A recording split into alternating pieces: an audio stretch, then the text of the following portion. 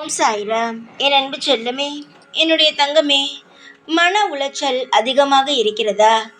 உன்னிடமும் எதுவும் இல்லை. உன்னை புரிந்து கொள்ளவும் ஆள் இல்லை. இப்படியெல்லாம் யோசிக்கும் பொழுது ஒவ்வொரு ராத்திரியும் மிக நரகமாக இருக்கிறது. பகல் பொழுதெல்லாம் எப்படியோ வேலை செய்து உன்னுடைய கவலையை மாற்றிக்கொள்கிறாய். ஆனால் இரவு படுத்த உடனேயே ஏதேதோ ஞாபகங்கள். உனக்கென்று யார் இருக்கிறார் என்று யோசித்தாலே பயமாக இருக்கிறதா? ஏன் யோசிக்கிறாய்? யாரை நினைத்து வேண்டுகிறாய்? என்னை நினைத்துதானே?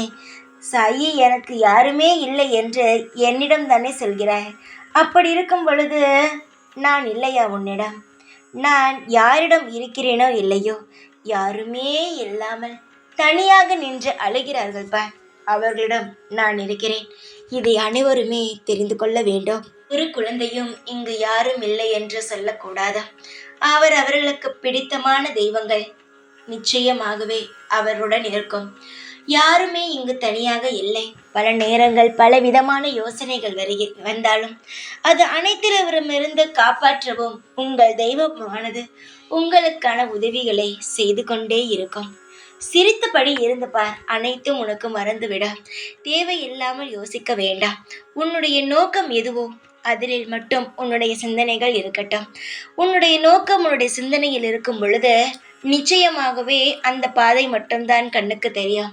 அதையெல்லாம் விட்டுவிட்டு எனக்கென்று யார் இருக்கா, எந்த ஒரு பிரச்சனையாக இருந்தாலும் நானாக யோசித்து நானாக செய்ய வேண்டியதாகத்தானே இருக்கிறது. இப்படி யோசித்தால் பயம் வரும், கண்ணில் இருந்து தண்ணீர் வரும். இப்படியெல்லாம் யோசிக்காதே. எல்லாவற்றையும் சாய் பார்த்து கொள்வார் என்று நம்பு. அனைத்துமே உனக்கு நல்ல முறையில் அமையும். எதுவுமே அமையவில்லை என்றும் நினைக்காதே. நான் அமைத்து தருகிறேன். நீ சின்ன பிள்ளை, உனக்கு எதுவுமே தெரியாத, உனக்கு யார் எப்படி எதுவுமே தெரியவில்லை. ஒவ்வொன்றாக கற்றுக்கொள், அனைத்துமே புரியும். இந்த சாய் இருக்கிறேன் உன் வாழ்க்கையில் முழு துணையாக. மனிதர்களானவர்கள் உன்னை விட்டு போகலாம், ஆனால் தெய்வமான நான் உன்னை விட்டு ஒரு நொடியவே பிரிந்து போகவே மாட்டேன். உன்னுடைய மனநிலை என்ன என்பது எனக்கு நன்றாகவே தெரியும். கண்ணீர் வேண்டாம், தேவையில்லாத சிந்தனைகள் வேண்டாம். உனக்காக நான் இருக்கிறேன். எப்பொழுதும் இருப்பேன். இன்றல்ல என்றும் இருப்பேன். ஓம் சாய்ராம்.